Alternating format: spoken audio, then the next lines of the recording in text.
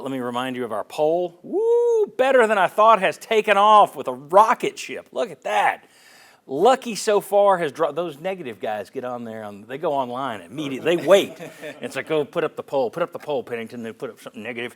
Then the positive people watch the show and they look at Daniel and they look at Sterling and they say, this team's better than I thought. So keep playing along. Playoff bound is way up there. Lucky so far. 1% of you say this team's worse than you thought. And Mike, you shouldn't have been playing the game. All right. Let's get back into this. Let's take a look at something. Oh, talking about the road offense. If you're not catching our Saturday kickoff show, then you're missing pregame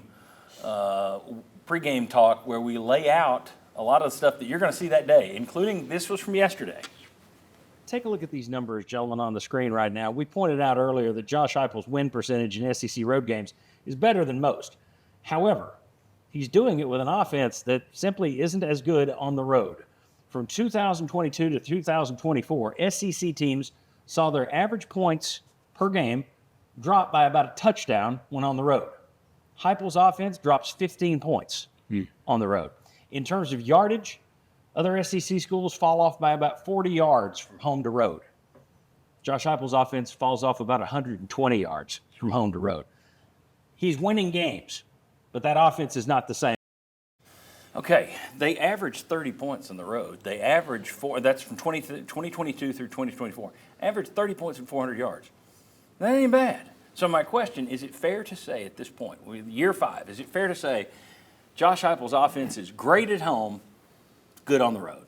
Is that a fair thing to put down? Yes, it's only good on the road. Josh Ward. Yeah, that seems fair. By the way, you can win with good on the road. Yeah. Make a bunch of mistakes and it can get you in trouble. But so, Daniel, I would say yes. The concerns from the last segment that were discussed, how crowd can affect the tempo, that's probably amplified with Josh Heupel's offense versus some others. Maybe if you compare the difference of other SEC teams. I also saw in the game plays that should have resulted in touchdowns, at least in my opinion. And Chris Brazzell play that was called back by a penalty that I didn't agree with. And then Mike Matthews dropped a ball that would have been a touchdown. You can also say, yeah, they dropped the ball, and they made these mistakes, and you worry about mistakes continuing. But, I think they do go from great to good. I think they're good enough to win with that on the road. They'll get a big test in a few weeks against Alabama. Absolutely. And I don't know what it is, and I got to hear Ollie on our little Monday show talk about the snap count, how they do that. To me, there seems to be something there. You've got to be able to figure out how to get your tempo, how to be able to get those guys to make plays, to catch the passes, to not get offensive pass interference. But it is good enough to win, and just to celebrate a little bit of Mississippi State, I'm pretty sure this is the most a Tennessee quarterback has thrown on during an away game. What Joey Aguilar did yesterday compared to those last 2 or 3 years. I don't think any Tennessee quarterback has thrown as much as that. So they got to figure it out.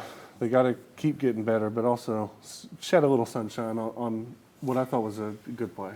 Okay, throw the sunshine. You can't say anything. You can't be critical without also throwing bouquets. I got it. All right. Gentlemen, David Sanders. First of all, wow, he was goody, good. Okay, now, honest opinion, and I thought he was goody, good. You texted me yesterday, goody, good. Thoughts on that was just my Tourette's kicking in. Don't send me. Now I'm going to get ugly emails. Don't send me emails. I get them all the Mike time. Stoll at UTK. No, okay. Gentlemen, your thoughts on David Sanders? He got thrown in there late. It's his first action, key drive. I thought he looked. Yeah. They haven't bulked him completely up as much as they will, but man, he moved like a defensive end, not a right tackle in my opinion. Especially that first one that had him pull. Yeah. Yikes. Yeah, I don't know. I think the guy looked great, and I mean, it's definitely what you want to see. You're putting so much money into one person, you want to see that product pay off in the long run. And I think it's going to. Now you got to answer the question. Now, do we work him back into this full starting lineup? He looked good. He looked healthy out there. I mean, I was a little nervous at first. He comes in, slaps his helmet a couple times, get himself locked in. I mean, as you know, being an offensive lineman when you come in a game, let alone the situation that it's in, but anytime you're coming in when you didn't start, especially when you're in the game, you're tight, your knee braces are a little cold, locked up, so you got to stretch out, loosen up. So there's a lot of credit to him to be able to be ready for that situation, because I'm sure about that point in the game, he's probably thinking, well, I'm not playing in this one. But now you get the greatness of this bye week, and you get to really work around your offensive line starting lineup. And I think it won't cause as many issues as people might think chemistry-wise, just because Sham Umarov was known that that's not my position. David Sanders, since day one, was supposed to be the starter, and so you'll see that transition back. Thoughts, Mike? Yeah, David I Sanders? mean, he's a special player. I mean, and you, so I watched and I text like, I'm going to watch him, right? Let's just see what he does. Well, you're on a text chain with like 9 other former offensive linemen. Yeah, we don't want to share that text. You don't want me to show that? So, but that's more about clock management. So, Got a lot of other stuff. yeah. So, looking at what he did, all right, so I'm going to focus on his footwork is incredible. His quickness is amazing. Like he gets on the defender like that. And no knock on Jesse Perry, but it's 3 or 4 gears difference in how he does it. If he's healthy and if he can sustain and he's all cleared and everything, you keep working him in, that guy's going to be special. I'm telling you. From what I saw, and again, yeah, smack his head, that's awesome, get himself pumped up. I love that. But what I really loved, and the fact is, the moment wasn't too big for him. I mean, he responded, and it's like, bang, he was on his feet. The way he edged a guy and just blocked him out so quick, the defender didn't know what hit him. That's what's going to be special about him. If he stays healthy in the next few weeks, he's going to be a big difference. Okay, we don't have time for this, but I'm getting sick of it. I was getting texts from people who are sick of it.